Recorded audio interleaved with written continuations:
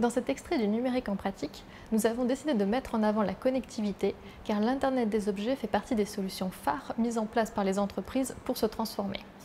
Les capteurs fournissent en effet des données en temps réel qui leur permettent à la fois d'approfondir leur cœur de métier, mais aussi de repenser à de nouveaux business models. Et beaucoup considèrent l'IoT comme un moyen de rester compétitif.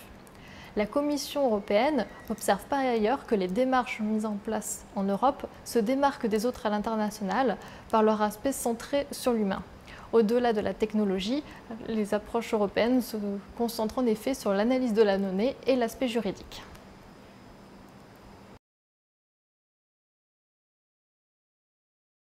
Dans cet extrait, une dizaine d'acteurs détaillent la manière dont ils ont implémenté une solution d'IoT et ce que cela leur a apporté. Parmi eux, la ville de Montpellier explique que c'est grâce aux objets connectés qu'elle peut répondre à la fois aux objectifs de transition énergétique, mais aussi à la baisse des dépenses publiques. Les capteurs lui permettent en effet de mesurer et de contrôler la consommation des établissements publics et d'éviter les gaspillages. Le deuxième exemple à retenir selon moi est l'interview du directeur de Sigfox en France, qui annonce d'importants changements à venir grâce à l'IoT, notamment dans le secteur de la logistique, puisque cela permettrait de suivre des colis, et ce, quel que soit le pays où ils se trouvent.